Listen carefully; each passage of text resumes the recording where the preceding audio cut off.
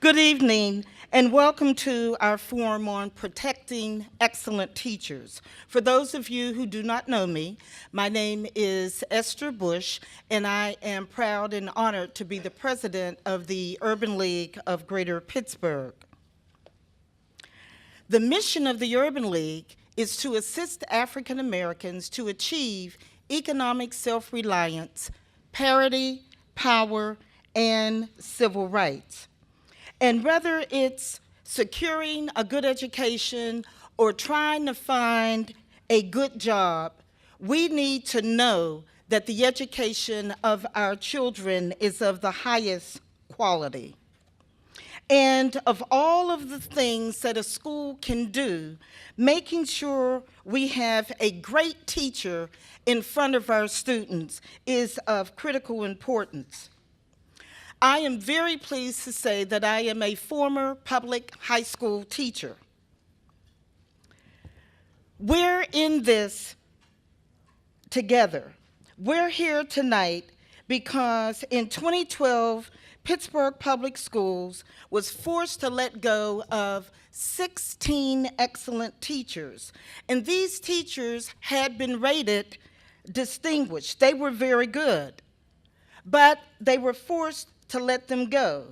These teachers were teaching children at twice the rate of teachers who were at a failing level. We're here tonight because we want to make sure that that does not happen again. This is why we are happy, I am happy to be here, the Urban League co-sponsoring tonight with our partners, with A+ Schools, on protecting excellent teachers. As we know more now about our students than we ever have, we understand that the number of degrees that a teacher has or how many years of service they have put in doesn't necessarily make them the best in the classroom. And so we are here to underscore the fact that we are interested in having the best teachers in front of us. And again, we have come a long way in terms of understanding exactly where our kids are and what helps them to become the best that they can be. I hope tonight's conversation educates you on some of the policy barriers in keeping excellent teachers when there's a budget cut, when we have to address issues locally as well as statewide. We still want to have a way to hold on to our best teachers. And we know the bottom line is everybody feels that way, but we must find a way together to make it happen. Now, without further ado, I would really like to introduce to you an individual that will speak to you first, State Representative Ryan Aument. He is you can applaud. This man's been working. He is a veteran, a father, and he is the author of the legislation that helped create a new statewide educator evaluation system that provides more feedback and information to educators on how to improve their practice. After those remarks that will help frame what we're going to be discussing this evening, you'll hear from a panel that includes State Representative Seth Grove. We also have with us our own state representative, Jake Wheatley, somebody who crosses all three of the rivers in Pittsburgh to try to make things happen. And he is somebody that I know understands the work of the Urban League movement because he does it every day, fighting for equity and equality. I want to acknowledge Carrie Harris, the Executive Director of A+ Schools. Please give her a round of applause. She is a tireless advocate, tireless. and absolutely committed and dedicated to equity and excellence in our schools. And finally, a word of thanks to our statewide representatives that we also have that help pull this evening together. The Pennsylvania Campaign for Achievement Now and Students First. Can we give them a round of applause? This evening is extremely important, and I ask you to listen with an open mind. You have cards there for you to write down questions or to take notes, and this is a friendly place for us to ask the hard questions, because the time is now for us to move forward. So with that, Representative Aument.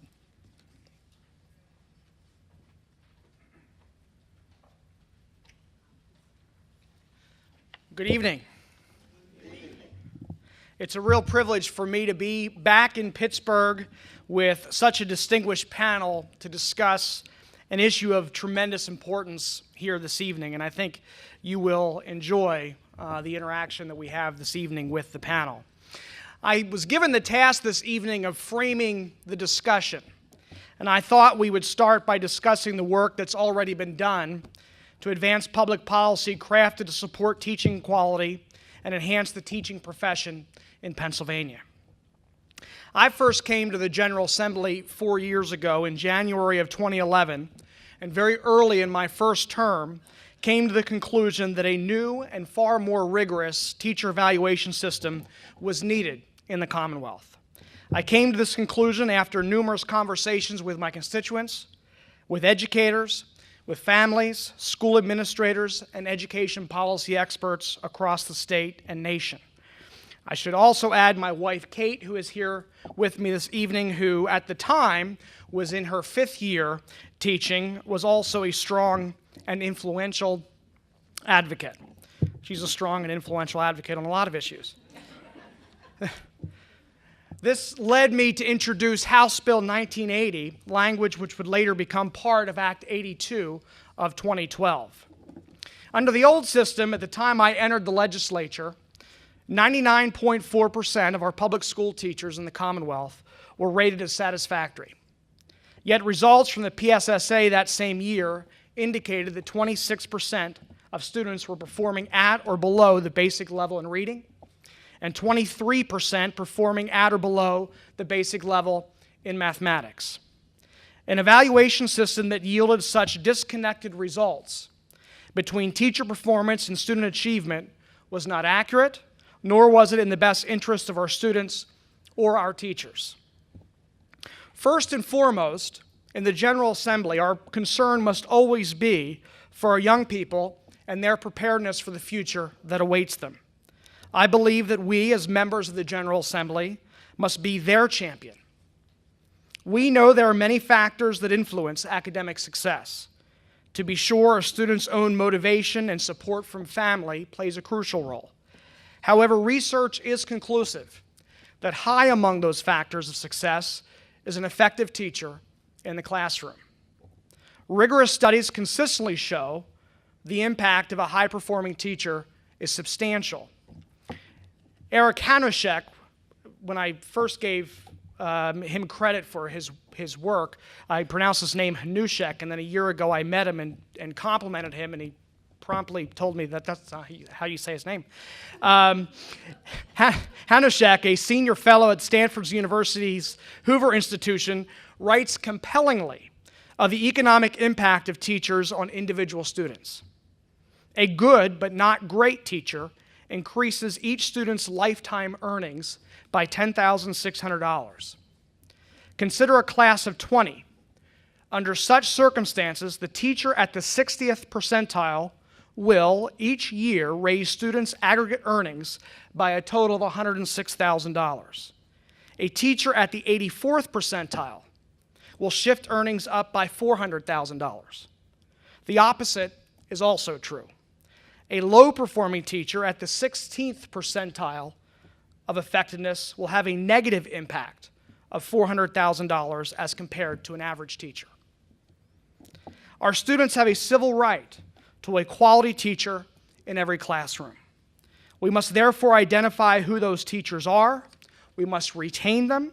We must encourage them and ensure our students have access to them. And we must assist those teachers who are struggling. The students facing the greatest hurdles to their education must have access to the highest performing teachers. Fortunately now, with the adoption of Act 82, we have a tool in place to identify who those teachers are. Our concern must also be for the success of our educators. Our educators deserve meaningful feedback for their own professional development. The old system limited meaningful and actionable feedback and perpetuated the status quo. Teachers need and deserve accurate feedback, including the incorporation of student performance data, to improve their practice in order to ensure our students are taught by professionals who continuously grow and improve. Pennsylvania today has a more robust system that distinguishes between educators who are excelling and those who are struggling and need support to improve.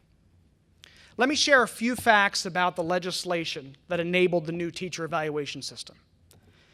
The legislation intentionally did not attempt to micromanage every detail of the evaluation system, nor should it have done so. It did, however, implement a framework for the department to work with those in the field to implement a comprehensive tool. The new system reflects the input and the desire of over 100 local education entities who participated in the Department of Education's pilot program. The legislation replaced the meaningless rating scale of satisfactory and unsatisfactory. The bill expanded the scale to 4: distinguished, proficient, needs improvement, and failing. A simple thumbs up or thumbs down approach does not give educators the level of specificity needed for such a complex profession. 50% of the evaluation is based on traditional teacher practice: planning and preparation, classroom environment, instruction, professional responsibilities. These are based on the Danielson rubric, which has been revised specific to Pennsylvania needs and was utilized throughout the extensive multi-year pilot program. Over 100 school districts statewide were part of this pilot and had the opportunity to give the department feedback about necessary changes and implementation. 50% of the evaluation is based on multiple measures of student achievement. This will include, but is not limited to, performance on assessments, value-added assessment data or growth, other measures, portfolios, and assessments to be determined and approved by the Pennsylvania Department of Education. It was absolutely essential that this portion of the evaluation consists, and I'll say it again, of multiple measures of student performance, not simply a static, standardized test score. School districts were given the flexibility to recommend other elective performance assessments that must ultimately be approved by the Department of Education. My legislation also included and was adopted to include non-teaching professionals, and the evaluation tool was also extended to include principals. The steps Pennsylvania took with the adoption of Act 82 were certainly not without precedent. In fact, we followed what a majority of other states and the District of Columbia were already doing, and in fact seeing positive results for our students and teachers. Now that this new system is being implemented, we finally now have in place an evaluation tool that I believe will serve to improve student outcomes and enhance the teaching profession. I furthermore believe that this new system will be the foundation for other important reforms. We are here tonight to discuss some of these ideas. Earlier this session, I was privileged to work with a number of my colleagues, including two who are here this evening, Representative Grove and Representative Jake Wheatley, who you'll hear from momentarily, to advance House Bill 1722 out of the House Education Committee, legislation that seeks to promote teacher quality by ending seniority-based layoffs in our Pennsylvania schools. This bill was approved by the Pennsylvania House of Education this past spring and is now awaiting action before the full House. We believe, and the House Education Committee agreed, that in the unfortunate situation in which a school district must right-size due to declining student population or budget constraints. Those decisions should not be based on seniority alone. House Bill 1722 was crafted recognizing that we have a new teacher evaluation tool in place, and it ought to be used to help us ensure high-quality teachers are protected. And we're going to discuss House Bill 1722, I'm sure, specifically a little later throughout the conversation, but essentially House Bill 1722 ensures that as school districts are faced with furlough decisions, that educators are furloughed in the order of fails first, followed by needs improvement, followed by teachers who are rated as proficient, and the last to be furloughed would be those that are distinguished. Within each rating scale, a tie break would remain seniority, and that's how the legislation currently exists, and also as teachers are reinstated, would be recalled in the exact opposite order. And I look forward to discussion tonight on the teacher evaluation implementation as well as some of the specifics with House Bill 1722. I appreciate the opportunity to be here and the opportunity to sort of frame the discussion this evening. I look forward to the panel discussion, and I am now going to turn it over to Ashley DeMauro, who will lead our panel discussion this evening.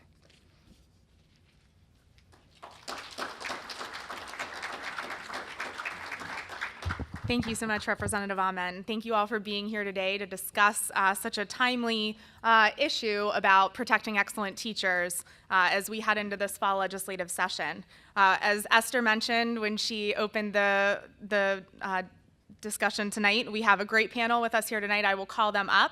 We have Representative Jake Wheatley from here in Pittsburgh, Representative Seth Grove from York, and Carrie Harris, the Executive Director of A+ Schools here in Pittsburgh. Their bios can certainly be found in your program, but I'm sure many of you in this room know them well. Before we get started with the panel questions, I do want to recognize the elected officials who are in the audience here tonight.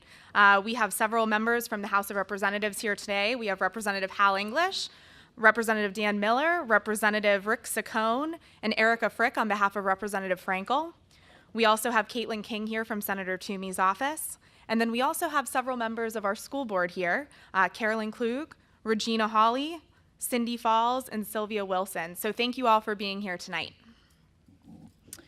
As Esther mentioned, you all will see pens and note cards on your tables. We do want to encourage audience questions here this evening. So I will kick it off by asking our panel a few questions, but please feel free to write yours down as you listen and learn. And members of the group who put this together will be around to collect those, and we'll move to an audience participation portion of the evening in just a little bit. So thank you all for being here, and we will start with a panel for the full question, or for the full panel, a question for the full panel, excuse me. Representative Aument discussed efforts to end seniority-based layoffs in his opening remarks. Can you tell us how these types of layoffs impact our schools, our teachers, and our students? I know for me, my process in this, I tend to be more on the fiscal side of school districts. For me, it came back to simple management. You know, in the private sector, unfortunately, in down economies, businesses unfortunately have to let go of their employees, and they'll look at their employees and say, you know, who's most beneficial to this endeavor moving forward. When we look at the public sector, unfortunately, that's not how anything happens, unfortunately. So moving forward, looking at managing personnel for school districts, particularly in down economies, you know, we have had a recession in Pennsylvania, across this country.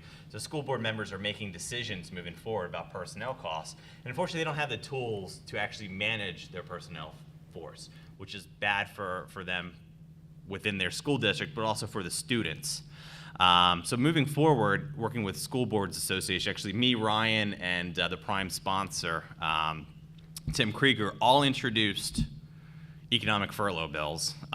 We all said we need to do something, so in a rare instance, I guess, we all worked together moving Tim's bill forward, which is a good thing. You know, we're not about the name ID or anything. We're about solving a very, very important issue. And I know a lot of our school districts have had issues with economic furloughs and trying to maintain the best teachers, because the system we had set up was purely seniority, which doesn't account for your performance whatsoever. It's just you happen to be there the longest, so guess what? You get to stay. I come from a younger generation. A lot of my friends are teachers. My brother and his wife are teachers. I know there's a lot of frustration with younger teachers coming back and saying, I know I am the best teacher in my school, and because of this system we have set up, I'm let go. And what really highlighted it for me was a number of years ago, the Teacher of the Year in New Jersey was furloughed. Now think about that. The best teacher in the entire state of New Jersey was furloughed because she was a younger teacher. So that really hit home with me and ensuring we have the best, no matter what the circumstances in a school are, financial, whatever it is, making sure we have the best and brightest teaching, because it all starts with education. You can't solve any problem we're facing as a nation without a well-educated youth coming up through the ranks. And let me first thank you for allowing me to be on the panel, and then kind of walk back of how I came to my decision to be supportive of these types of initiatives. One, I represent a district that over the last 10 or 12 years probably has seen the most changes happening inside of it, from school closings to employee personnel issues from building to building, especially its most challenged buildings. And I also represent, out of the Allegheny County delegation, one of the poorest districts per household in the county. Now, in 1865, the Freedmen Bureau, amongst other things that it was set up to do, was set up to try to educate some of these freed individuals. And that was 149 years ago. Almost 50 years ago, we had that wonderful decision around desegregating schools. When I looked around my district over the last 12 years, it seems like nothing has changed from any of that. Now, I came to this conversation not as an issue of should we get seniority or should we lay people off based on seniority or not. It came to we need to create a system that's really going to educate all of our children. And how do we do that? One of the things that just made sense to me is you definitely don't do it when you have economic realities that are facing you, and there's real economic realities that face these school districts. You can't solve the educational quality question by letting the most talented teachers go just because they are less than years. And so it didn't make any sense to me. Now, I certainly don't want to suggest that because you have been there more years than someone else, that means you are less quality. But we had spent a couple years prior to this bill developing evaluation tools that all of the stakeholder groups participated in. And Pittsburgh was the lead in that. Pittsburgh had stepped out before any other part of the Commonwealth and created these tools to really examine how do we make sure we have a way to understand what our teachers are doing in the classrooms, who are impacting students and how they're impacting, and how we can support them, and those that might need additional support, how we can wrap around those supports. So to me, all the preliminary work had already been done, so this just made sense. And so when this bill came forth and there were some people hesitating to support it, I didn't hesitate, because at the end of the day, my job, and I tell people this all the time, my job is to make sure we're doing the best that we can for these children, because they don't have any voices in defense system. Adults can defend themselves, children cannot. So I have to sit in that room and make the difficult choice, and that's what I thought this was. I thought it was not, I really want to say it wasn't even a difficult one, because this bill really just says, and I think Representative did a great job of giving you the real understanding of the bill. It simply says when a district has to make decisions based off of the economic realities, that instead of just using seniority alone, it will use other matrix along with seniority to make that determination. So that you know that you have the most qualified teacher that's making the most impact to those children's education, that you're letting them in, you're keeping them, and then when you rehire them, you're bringing them back based off of their effectiveness. And so that's how I got there, and I think that's why it's important that we continue to see this move forward. Thank you. I won't reiterate some of the points that have already been made, but like what Representative Wheatley said, for me and for A+ schools, this is very much a core equity issue. Because we know seniority-based systems in lots of ways, but especially related to furloughs, have a disproportionately big impact on our most vulnerable kids, right? So staffing decisions based on some seniority especially impact high-poverty schools. Why? Because those are the schools with high percentages of newer teachers. And so 2 years ago, when Pittsburgh Public had the unfortunately lay off teachers, we had several of our highest poverty schools turn over about half of their staff, right? King, Weil, Westinghouse, Arlington, these are the schools that can least afford that kind of turmoil.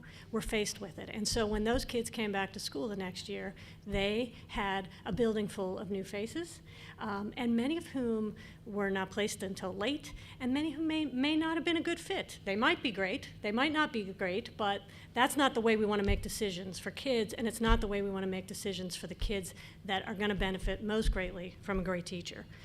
So for us, that's a core issue.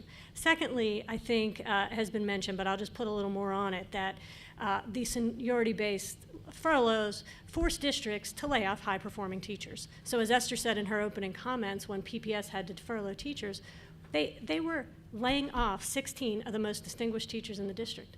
What sense does that make? Why would you, in a time like of economic necessity, have to get rid of your best people, or some of your best people, any of your best people? So luckily, they were able to recall many of them back, but guess what? Several did not come back. And part of my concern, you know, some folks are concerned about charter schools in this room, others aren't, but this was a boon for charter schools, right? If you're concerned about charter schools, this was a boon, because guess who picked up those teachers? Charter schools. Because they could make sure that their schools had great teachers. And I would say the third big issue for us is that these furloughs force districts to recall teachers they know are failing, right? So again, 2 years ago, when PPS had to furlough teachers, they had to lay off 16 distinguished teachers.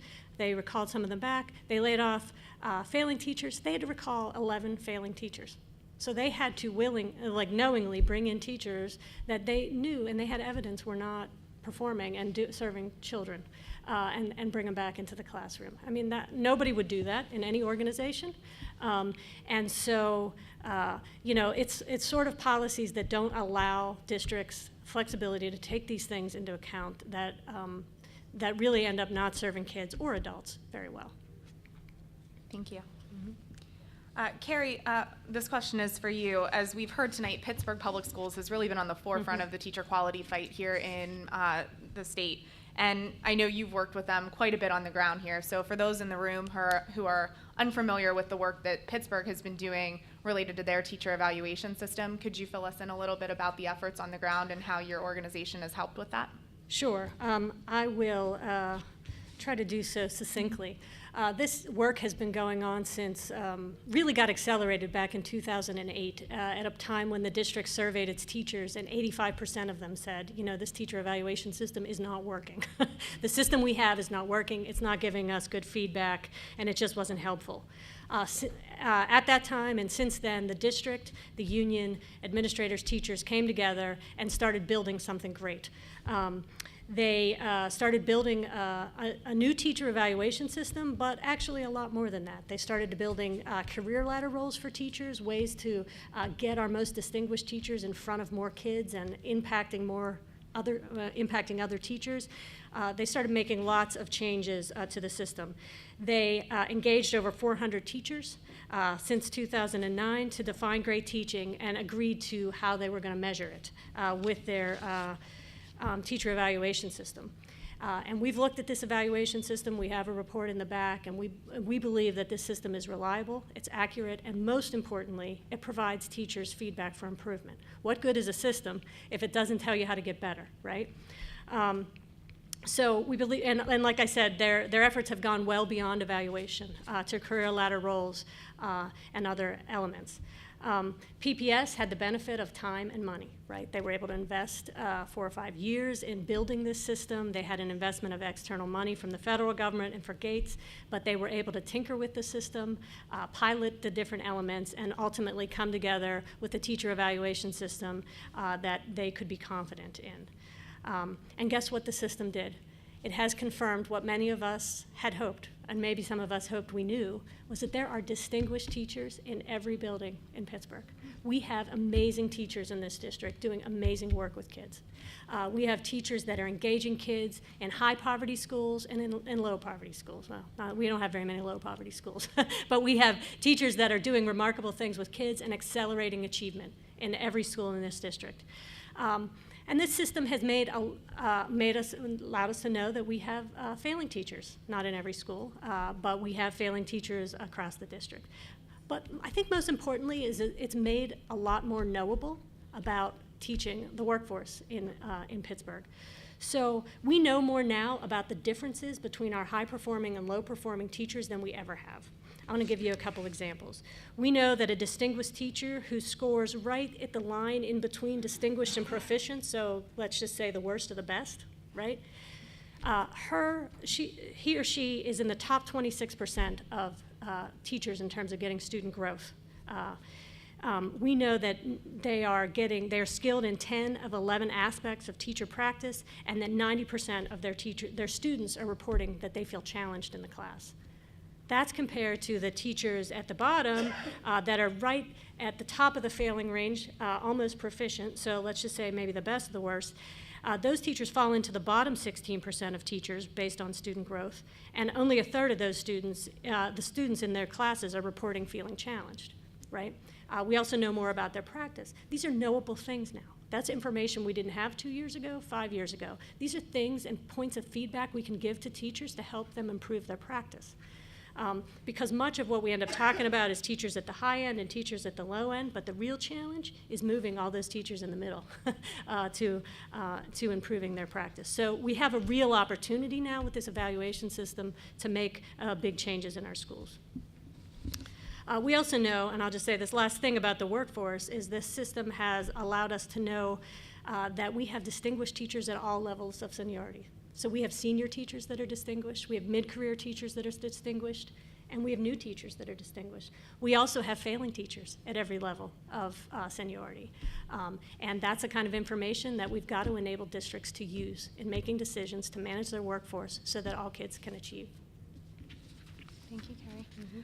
Representatives Grove and Wheatley, in the course of your job, you often meet with your local school districts and teachers to discuss state-level policies that they're interested in seeing. Can you tell us some of the state-level policies related to teachers, maybe outside of LAFO or seniority-based layoffs, that your local school districts discuss with you most often?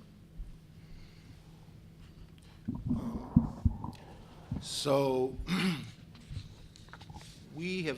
I've been approached mostly about things outside of funding, of course. Everyone wants the new funding, or increased funding, which probably is the greatest thing that I'm getting over the last 4 or 5 years, is the funding question. From a policy perspective, though, I think having more flexibility, some flexibility from some of the mandates that we give, because some of those mandates also come with a cost.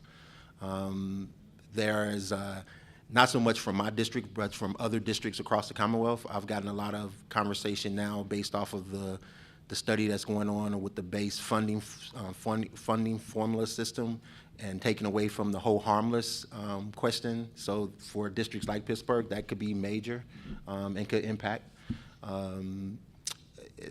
You know, those are the types of things. But outside of funding, the next second thing that I get mostly is about the flexibility, having more flexibility to kind of control and trying to, you know, maneuver. So Pittsburgh is a great example. We were just going through this fight with the Department of Education, if their evaluation tools and the ways that they work together to create was going to be approved going forward. Those types of things, I think you'll hear us all the time talk about local control, but then when it gets to those types of things that are impacting our education and has the most value to our economy, we get caught up in bureaucratic mess. So I think that's really how I get approached mostly. Yeah, I would agree. A lot of my teachers come back and say, let me teach. Let me do my job. I want to make sure these kids graduate, they're successful after graduation. I care about them. Let me do my job. Stop with the mandates. And a lot of it actually comes down to consistency between administrations. Obviously, regardless of party, we're going to have a new governor come in every 4 to 8 years. Just providing some consistency within the classroom structure to allow them to go in and do their jobs. Obviously, pension's one of the big things, so they always ask, what's going to happen to my pension? I say, nothing, don't worry about it. We're looking at new hirees, your pension's fine. So those are probably the two biggest things, mandates on school districts and just providing that consistency. And I cannot tell you how many times I've heard it out of a professional teacher's mouth. Just let me teach, let me do my job. Great. Recently, we have seen supporters of teacher quality reform file lawsuits in order to try to change state laws. In California, 9 students challenged 5 state statutes related to dismissals, tenure, and seniority-based layoffs, and the courts found that all 5 were unconstitutional under the California state constitution. Now we are going to see appeals and lots more decisions come out of that California case. But similarly, a recently filed New York lawsuit has been filed to discuss tenure policies in that state. How do you believe that these lawsuits affect the debate, and do you think they'll have an impact on the debate here in Pennsylvania? I think they absolutely do. As soon as the California ruling came down, you could just see the amount of discussion in the education policy arena here in Pennsylvania. And ironically, right around that same time, we started moving House Bill 1722 through committee at the same time. I think it comes of frustration from the lack of elected officials, hearing the calls of the students and the parents saying we need to do a better job within our education system. From younger teachers who are saying, I'm tired of being discriminated against just because I haven't been here as long. Give me a fair shake, at least, to compete and maintain my job, because I love to do it. I went to college for this. I spent thousands of dollars becoming a professional teacher. Let me do my job and educate these kids, because it's what I want to do and what I care about. So I think a lot of it's out of frustration from lack of public policy moving forward. And I think you'll see more of it as we go down. And it is tough. I cannot tell you how hard education policy is. You see the gubernatorial debate, it's all on education. Most of what we debate in General Assembly when budget times, education funding. So it is not an easy policy arena. It takes real aptitude to honestly, I didn't even put on for education committee this year. Leadership kind of came in and said, we'd like you to be on education committee. I'm like, okay, just that self-preparation for being in kind of the heart of the public policy debate. But it's because it's so important, because you really affect people's lives on a day-to-day basis. And the stakes are very, very high. We've lost generations to bad education in this country, and we cannot continue going down those lines. Status quo is just unacceptable in education, especially in the 21st century. And my response to this is, first of all, I think it is a systemic breakdown when we have to go to court to have the courts decide on education policy when you elect people to do that. Second, I think, for me at least, I don't think the court cases will add to the discussion in the sense that we already have a very heightened partisan environment around education and its politics. When you have these legal judgments, it emboldens some on one side of the issue, and then it infuriates the other.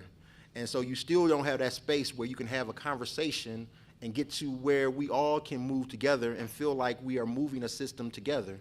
So what ends up happening is people bunker down more into their positions instead of coming to the table and saying, look, everything you're putting on the table isn't the end all to be all and everything we're trying to do, but at the end of the day, we got to get to the middle. I think, and for me, and what I always tried to say is, because even in 1722, I supported the economic furlough, but I didn't support the moving to tenure, because for me, that didn't make sense as it relates to academic stuff. Now, this is just for me. And so I want to get to a space where policymakers and educators and those who care about the system, we can be in a room and around a table and we can discuss things without getting caught into our partisanships and our issue areas and try to move stuff for kids. Because at the end of the day, we have lost a whole bunch of generations of kids. But when I say losing of kids, the kids that I lose, they might not make it the next day. You know what I'm saying? So I have an urgency to trying to resolve this, because what's impacting the kids that I represent a lot is the fact that they have these systems, and it's not all the teachers, it's not all the school boards, it's a whole bunch of stuff that happens in this system, but they have a system that's oppressing them. And so I need immediate relief. And so if we're gonna go through courts and it's gonna take us years and years to litigate this, it doesn't resolve my issue. So I'm trying to get to a point where we can have these little fights, but let's have them at the policy table, and let's figure out how we move it together instead of having to go through courts and do it. I couldn't agree more, and I would just add that I hope that the profile of those cases really just creates some more urgency and helps more legislators have the courage that Representative Grove and Wheatley and Aument and others have had in standing behind this bill. It's common sense at some level. It is, polls show it's widely supported by the public. It needs to happen, but it's hard to get done. It's way harder than it should be. And so I commend these representatives for their support, and I hope that it forces others to come to the cause and push this over the finish line. You just jumped something in my head. I mean, this has been tried before. The previous session, the Senate actually sent over an economic furlough bill. And the big issue with it is it was all subjective at that point. We didn't have the evaluation system we did today. That evaluation system is going to be a tool that affects education policy for the next 100 years because it's data driven. It's not subjective. So when we tried this, and part of the problem with moving the bill forward, there wasn't really an appetite to do this again, because I remember the conversation with me and one of our leader's staff when I got on the, one of the things I'd like to see get done is an economic furlough bill. And they're like, ugh, just that sigh, because it was very, very, very, very rough when the bill came over. So there was still a little bit, I'd say maybe a bad taste in the mouth of some legislators of leadership having to deal with it again. But we're just within a year, really, it was completely a different circumstance, because Ryan led the charge to get the teacher evaluation system in, and now it's data. It's not subjective. We're just not saying at a whim, get rid of teachers based on some subjectivity. It's based on their own performance in a system that's data-driven, and I think will be very, very effective, not only for this, but I think many education reforms down the line. And Representative Wheatley actually just alluded to this, but House Bill 1722 originally contained changes to the way that we would award tenure to teachers. Do you believe that this part of the state law needs to be updated, or should teachers still receive tenure after 3 years of service? I'd say at some point we do need to look at that and change it. I know the joke with legislators, you're not really a good legislator, so you've been there for 6 years and actually learned something. The joke on the House floor, if you've ever been on the House floor, they have these huge chandeliers. So the joke is we put the new guys and gals below them, because they've been hanging there for like 200 years. Because they fall, we squish the new person. So there is kind of like that sentiment of, you gotta work and you gotta learn something. When I hire a new staffer, I usually tell them, you're not gonna learn everything about state government in a day. It takes some time to learn all the bureaucracy, who to call for what issue, is this a policy committee issue? Is this, within a department to call? It takes time to learn. Again, we have a new evaluation system. How does that evaluation system plug into that tenure debate?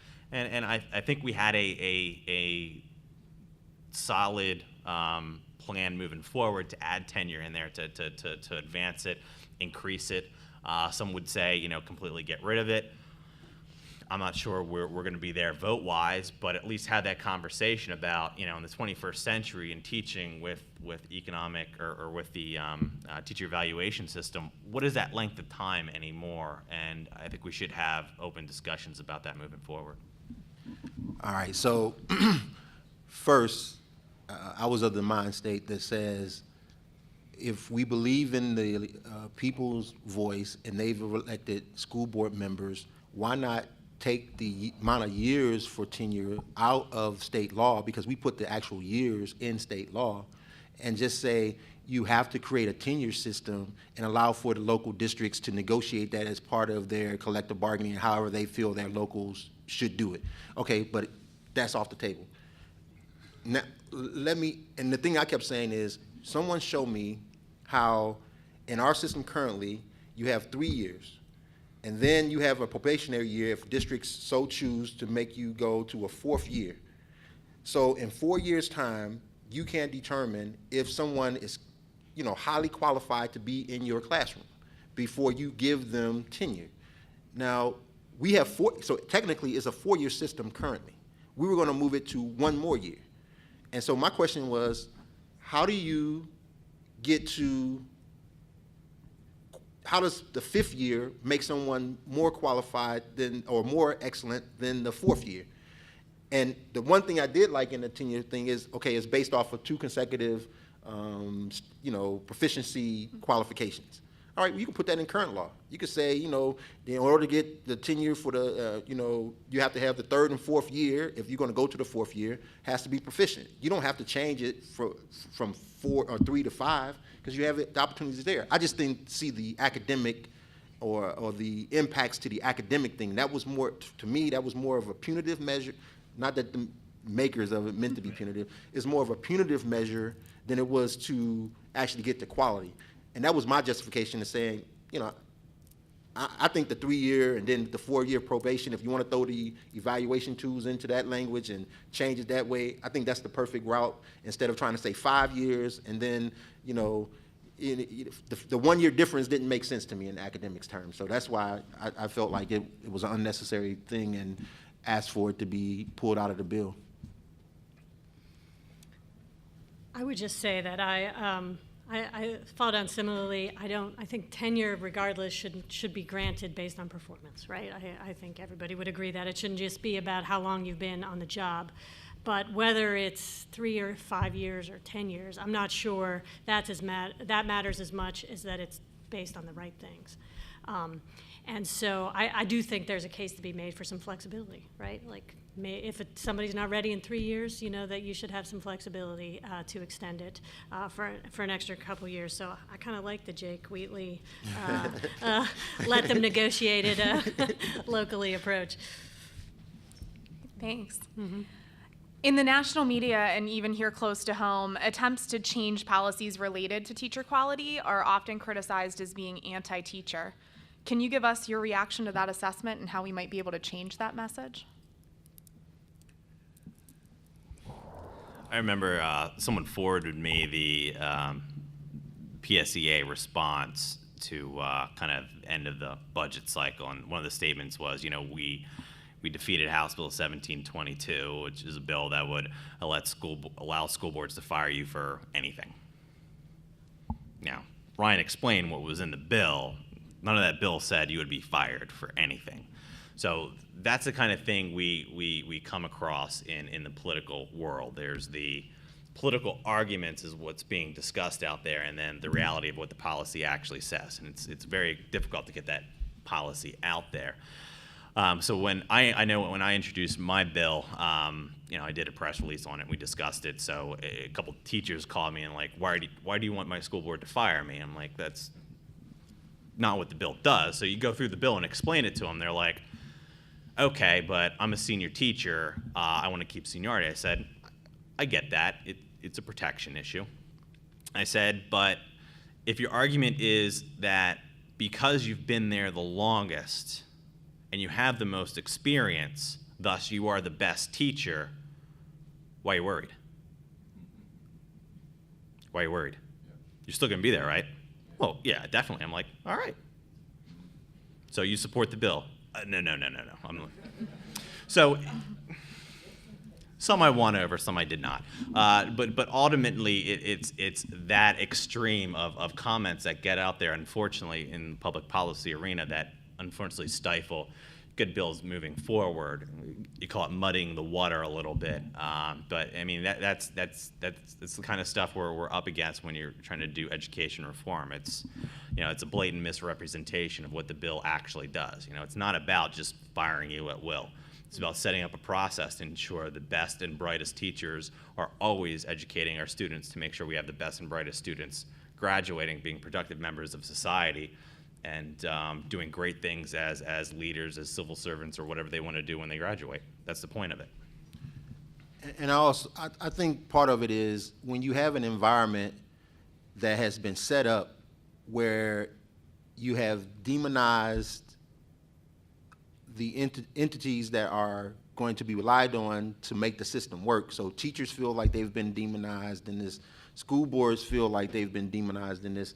The funding hasn't come the way that people has expected or wanted over the years.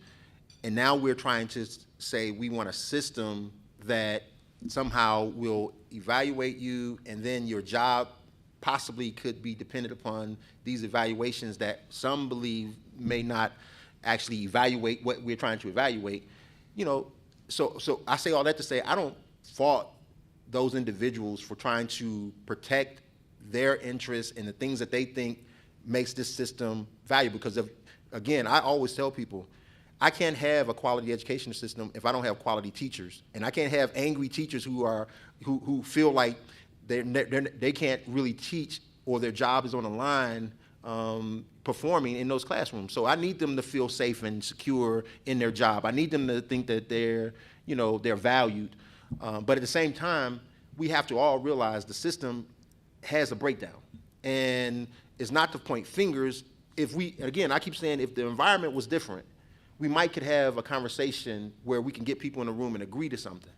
The fact of the matter is, we're in a hostile environment. Now, I was a former active duty Marine.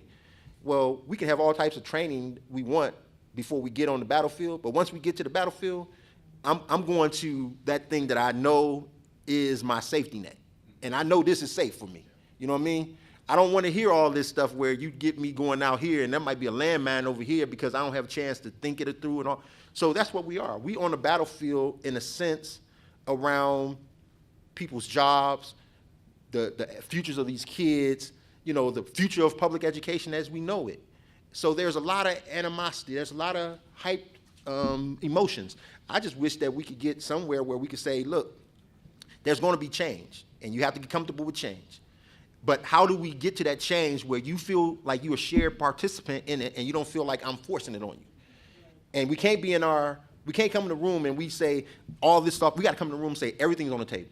I'm willing to put everything on the table, but I'm not going to be the only one sacrificing, right? So if I give up this, you got to give up something too. And I think we just haven't gotten there yet.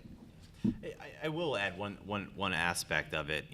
We did do hearings on it, and we took the testimony into consideration. So when the unions came up and testified on it, one of the big things that they were very fearful of is school boards, since we're talking about economic furloughs, saying we're going to get rid of the highest paid, which is the most senior. So the whole scope of this is to get rid of the highest paid senior and keep the lowest paid, the new teachers coming in.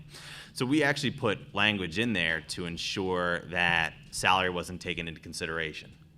Literally, it is, your performance on the evaluations. Obviously, we have the tiebreaker for people who score the same and stuff, but we precluded the ability to actually count salary as part of it. You can't have the economic impact of that whatsoever. So we listened and we tried to protect. And I get the old arguments of, we're worried about economic furlough without some form of criteria because we're worried that, the superintendent's going to protect their favorite teacher, or let's say a school board member has a spouse or sibling in the school, they're going to protect that person over everybody else. And again, those arguments went out the window with the evaluation system that we utilize. I mean, you have empirical data now to go back and actually score teachers. And employment law is a lot different today than it was 30 years ago when these kind of protections were more necessary. But I would say this, I think that these teacher quality policies are very much, from my point of view, social justice issues. And as such, they are not anti-teacher. They couldn't be more pro-teacher, right? I think there is like a recognition and a new body of evidence in this country that is confirming what mothers have always known, that teachers matter, right? And this is perhaps the most consequential job in our country. I always say it's the most important job. And if it matters, then we need to think about protecting the quality of it, right? And we need to make sure that we're protecting the people that do it well. We're protecting them, and we're putting the interests of our kids first. If this was an inconsequential job, we wouldn't have to worry about this, right? But this is critically important. And I think teacher evaluation, teacher quality policies are just about recognizing this and raising the level of respect and honor that we're giving to this profession by taking it seriously. These aren't babysitters. Babysitters are important. This is not just a notion. This is incredibly important work. It's getting more difficult by the day. What we need our schools to do today is much more difficult than what we needed from them a decade or 2 decades ago. And so the expertise, the care, the compassion required today is much more important, and it's too important to leave up to chance. And that's really what teaching quality reforms are about. And as we get towards the last few questions up here, if you have any questions, make sure you're writing them down, and if you just wave them, we'll have somebody come around and collect them as we go through these last couple. Representatives Grove and Wheatley, what barriers do you face legislatively when it comes to passing significant teacher quality legislation? And what can supporters, like some of the members in the audience here tonight, do to help change that dynamic? The barrier we face, at least I face the most, is just the fact that people in the General Assembly typically don't want to be, we're not the most daring souls. And so status quo is where we tend to like to sit. And whenever there's critical things that are complex and have people on both sides of the issue that we care about, we tend not want to do something. And so it's the issue of trying to get a big system, the insiders, to move on something. And it's just the process takes a long time. And I'm not against the process taking a long time. I think that's why the framers developed the system that they had. It's supposed to be slow and deliberate. But, you know, eventually you're supposed to get to something, you know what I mean? It's supposed to move towards something. And of course you have stakeholders groups that we all care about. You know, I talk about this all the time. You know, I came in and got elected in 2002, and one of the mentors that I had at the time, he told me, you have to make a decision. If you want to get something done, then you have to be comfortable with having people who were your friends become your enemy, and people who were your enemies become your friend, but it's going to be situational because you're going to make difficult decisions. But if you want to be here for a long time, you're just sitting back and just toe the line, and you'll be here forever. And so for me, my time is too valuable to be sitting on the line and towing things, and plus my personality just don't do that. And so it's just natural to me, but it's not natural for other people to go against people who are their friends. It's especially the closer you get to election, the intestinal fortitude of the General Assembly kind of shrivels up. So it is tough. You know, we're September, elections coming around November, for people to make tough votes on tough issues. Now, ideally, I would argue that's your job, to make tough votes on tough issues. Otherwise, why would you want to be a policymaker and your job is to vote on stuff? So moving forward, as we head into the fall session, you know, we have 12 calendar days. We have a bill positioned on second consideration. It's got 28 amendments on it. Roadblocks, a lot of times, you know, members look for reasons not to vote for stuff. So I didn't hear anything on this issue, so it's not a big deal, so we shouldn't do it. So grassroots, people out there in the public calling and saying this is an important issue. You need to get out, and we need to get this across the goal line before session ends. They may say, well, I just don't know enough about it, so we shouldn't do it. So that's us going to our colleagues and saying, here's the educational aspect. This is why it's important. Stakeholder groups going into Harrisburg and saying this is why this is important. Meeting with members in your district.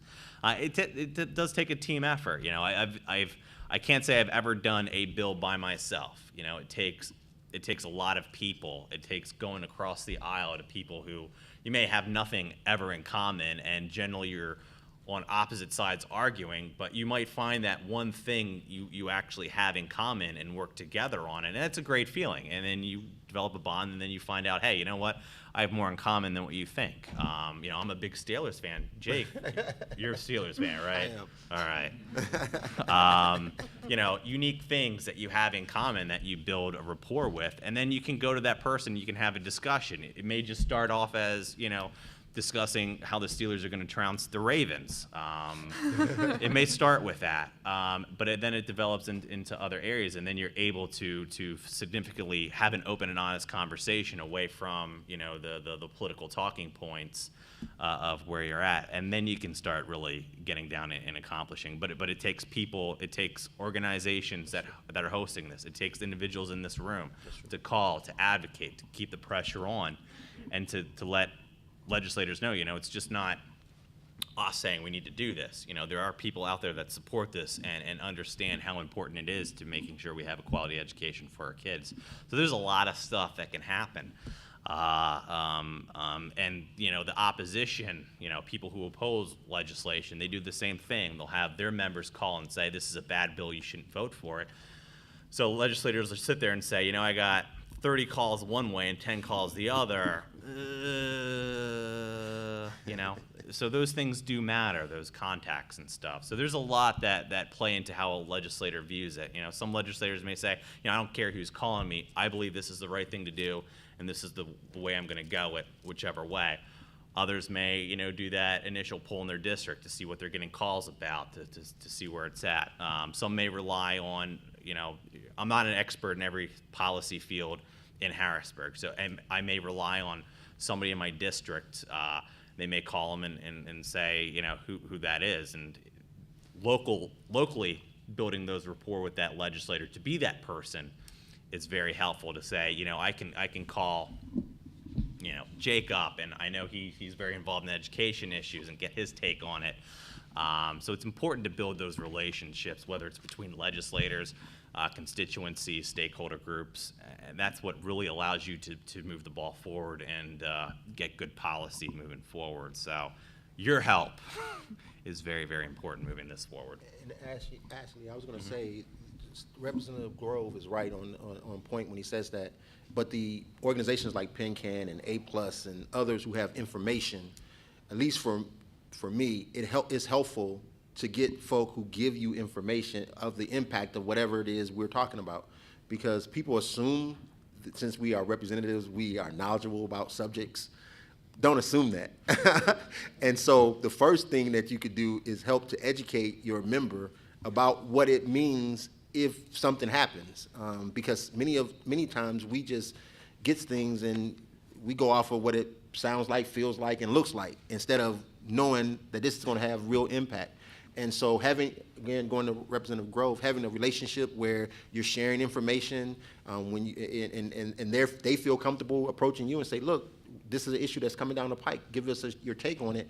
I think that's very important as well. And that's something that we miss a lot, that give and take feedback from our districts and those organizations that are in the mix of these conversations.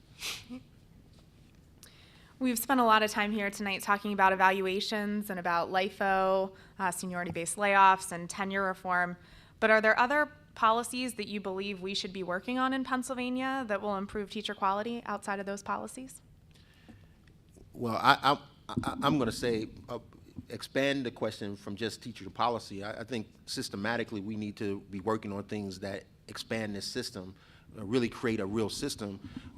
One, from the training institutions. The fact of the matter is, if we're going to have evaluation tools of teachers who are in our system, I, for one, think you should also be evaluating these schools that educate these teachers and send them. And we should have a mechanism, but we have a state law that prevents us from capturing that information. Even though the districts can themselves communicate back to the schools of education that they're getting these teachers from, we can't necessarily capture it in a systemic way. I think we should have that as a conversation. We should also create a system, in my opinion, that moves us from where we were hundreds of years ago to the 21st century. So we actually could have a 21st century educational environment that specializes the process solely for the individual student and can help that individual student progress along the ways like we do with IEPs. We wanted to conversation around creating student learning plans and other places they've done these things. I think we should really be involved in really looking at our system as it relates to education and figure out how can we reform it. And when we talk about teacher effectiveness and evaluation, those aren't silver bullets. They're not going to change the whole dynamics of this system by itself. They're pieces of it. But you know, that's my take on it. We really should be having conversations around how do we create a 21st century educational environment that's a systemic environment that base the principles of which taking a student from where they are and creating their lesson plan that's specialized for them and getting them to where we need them to be as our state standard.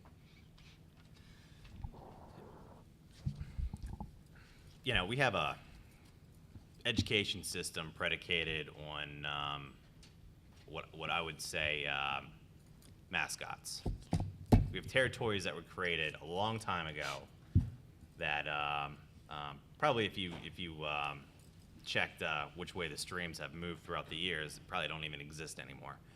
But we have education system around highlighting athletes and athletics rather than quality of education.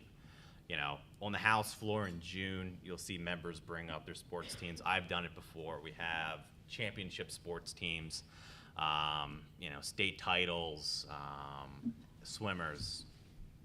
One thing we don't see a lot is the celebration of academics within the education system. I will highlight this by there's a York County School District. This is Cross County School District, part in Cumberland, part in York County. It's two school districts, one administration. And 2008, 2009, they put up the proposal, you know, and two separate sports programs. They wanted to merge the two sports programs in lieu of cutting education. Now think about that.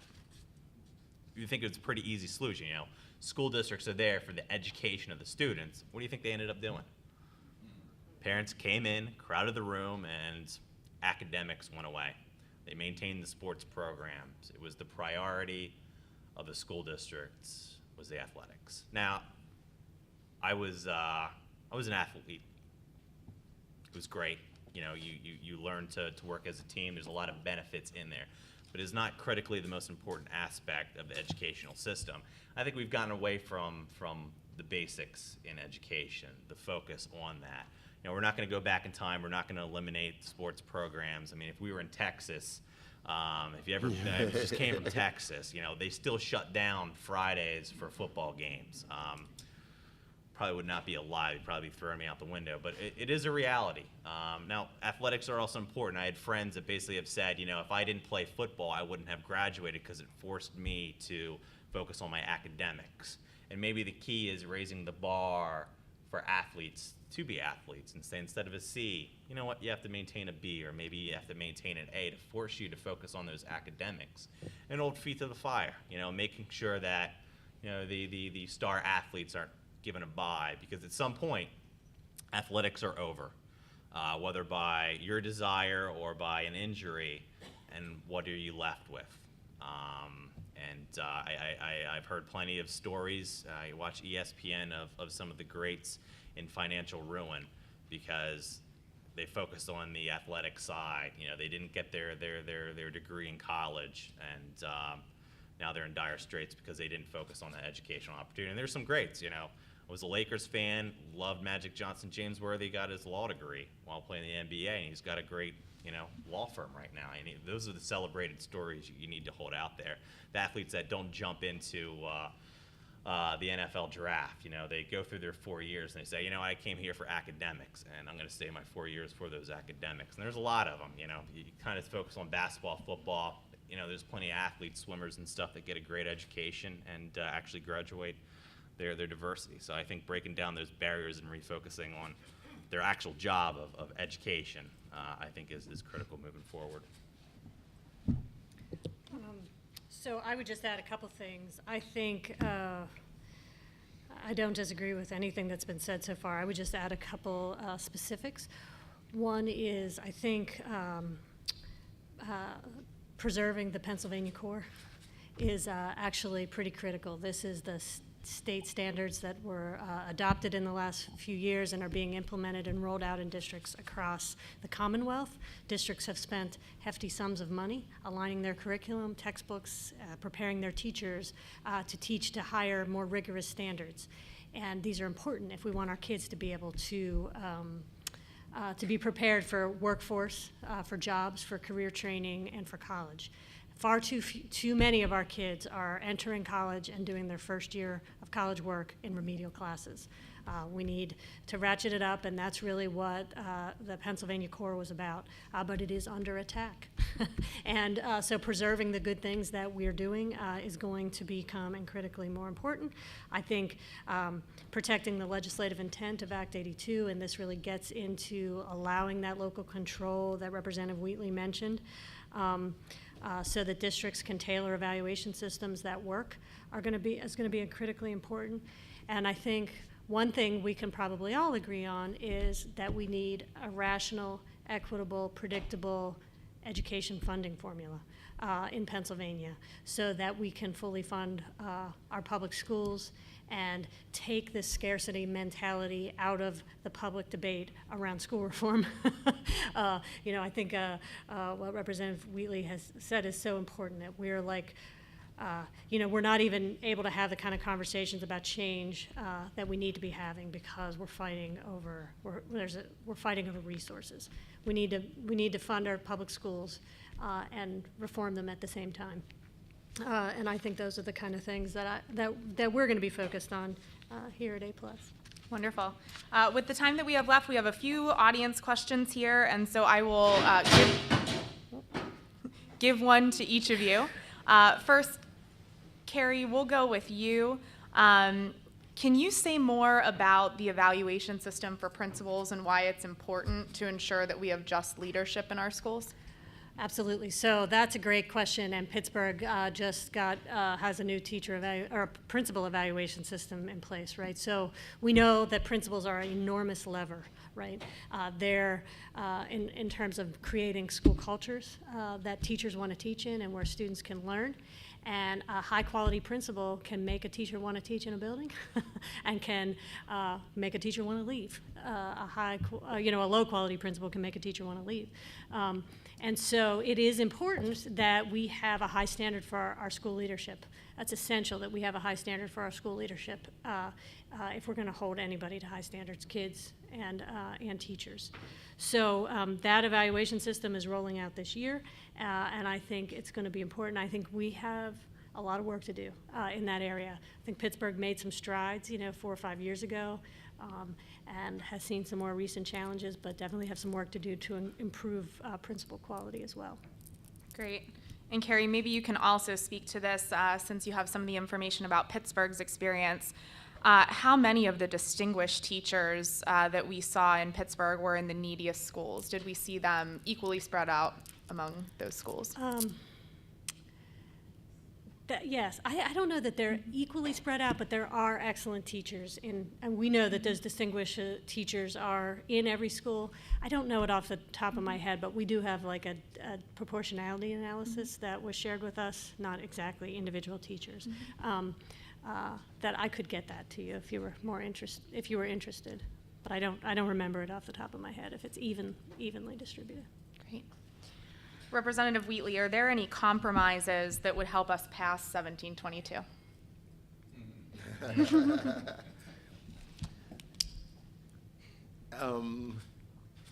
Now, I'm not getting into partisanship, but quite frankly, I was surprised that it didn't pass the House. But I think it speaks more to the fact of how strong our teachers' unions are. And until they're ready to come to the table, in my opinion, now I'm not in the majority, but I don't think it would change even if you had a Democratic majority until the teachers' union is prepared and willing to come to the table and have a conversation about it. I think it's going to be a fight, uphill fight. Representative Grove, so what specifically can we, meaning the audience here and the constituents here, do and by when? If you can speak a little to our timing. Yeah, I would go home tonight and go to your state representative, find them on the website, and send them an email. If they're working, I'm impressed. I'm a pretty hard worker, but I would not be probably in the office necessarily this late at night. Most of us have these awesome tools. They're Blackberries or whatever. I still have a Blackberry. I prefer the RAM. I don't know why. I just do. But most of us have our email, so send them an email, him or her, and say, listen, House Bill 1722 is very important. We need to ensure we have quality teachers at all our schools at all times. Please, please, please vote yes on that bill. Follow up with a phone call tomorrow and say, hey, sent you an email last night. I was at this wonderful forum, wonderful discussion. Did you get my email? You did, so the representative knows I fully support House Bill 1722. And then we go into session the 15th, 16th, 17th, and maybe in a week or two follow up with another phone call. Hey, did you pass that yet? And hopefully you'll get good news. But staying animate, talk to your friends, talk to your neighbors, talk to your colleagues, talk to everybody you can. Stay up to date. A lot of the organized Students First, A+ schools, Penn Can, they'll send you updates. If you get the email update, forward them to your friends so they're up to date with it. It's really the power of the people. We're elected by the people. We listen to the people. If we didn't like people, we would not be in this job. Just getting out there and supporting it as soon as possible, and then stay animate, stay supportive, and set up a meeting. You can set up a meeting, go in and talk to your legislator. It's election time. They may hitting on doors. So if they bang on your door, say, I'm X, Y, and Z running for the state house. Just say, House Bill 1722. Where you at on it? Find out where they're at. If they don't know, discuss it with them. Tell them how important it is, why it's important. So there's many ways to do it. Just go out there and do it. Facebook, Twitter. Find their Twitter handle and say, hey, just at this awesome event, House Bill 22, get it done. Facebook, post comments. There's multitude ways of getting a hold of your legislator. Send them a letter. You like the old-fashioned letter. I love getting actual letters, handwritten letters, believe it or not. They're actually my favorite. So just get out there. It's that personal contact and keep up with it, because it's just not this issue. There'll be other important issues. So starting that dialogue now, getting that familiarity, getting to know your state representative, your state senator, and you can talk to your senators later. We need to get the House action first. So focus on your state representative. So that's your homework for tonight. Congratulations. You show up, you get homework. Go start talking to your legislator as soon as possible. Talk to your friends, talk to your family members. You got family members that live out on the eastern end or northeast or wherever in Pennsylvania. Call them too and go discuss it and have them go talk to their legislator as well. The more legislators hear, the more they want to act on stuff and move it forward. And you got to get that positives out, because there's going to be a lot of negatives as this bill moves up forward. And if you happen to, maybe in a legislator's district who's in leadership, extra bonus for talking to them as well. Thank you. Thank you all so much for your input on this panel tonight. I would suggest that if any of you in the audience have any questions, that you approach any of these panelists afterwards to speak with them one-on-one. And I am just going to call Carrie up here to close out the program. And I just want to thank you all for being such a great audience.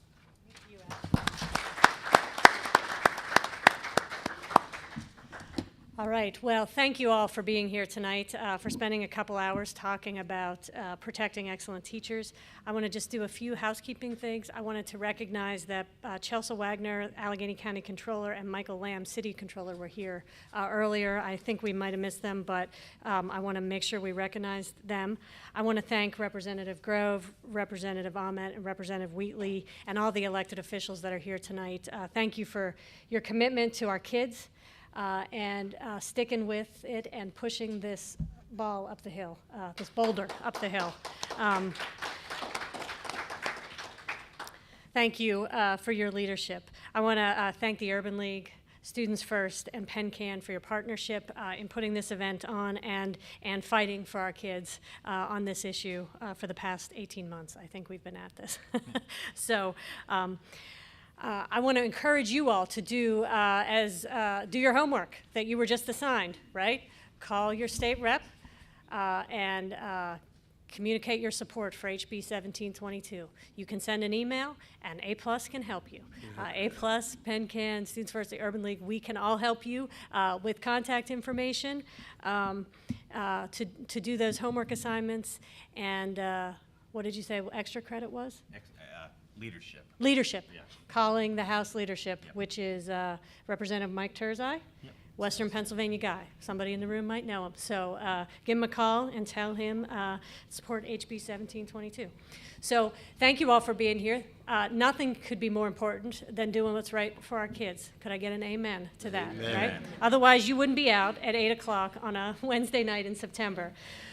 So thank you for what you do for kids, each of you in your own way. I want to remind you, we put a little calendar of events on your chair tonight, so please take a look at it. We have some exciting things coming up this fall with A+ schools and our partners, one of which is an open house next week at our office where we'll be serving more cocktails and snacks. And another one may be of interest when Representative Wheatley talked about really casting a vision for what it's going to take to make all of our schools work. We're holding an event on just that topic, Schools That Work, and we're bringing in a principal from New York City to share what he did at his school to get high achievement and excellence for African American students. And we're going to have some local principals as well. So that event is coming up on October 22nd. The information is in your on your calendar, and we'll be emailing all of you about it in the coming weeks. So thank you again for being here and for everything you do for our kids. Go and be safe and well going forward. Thank you.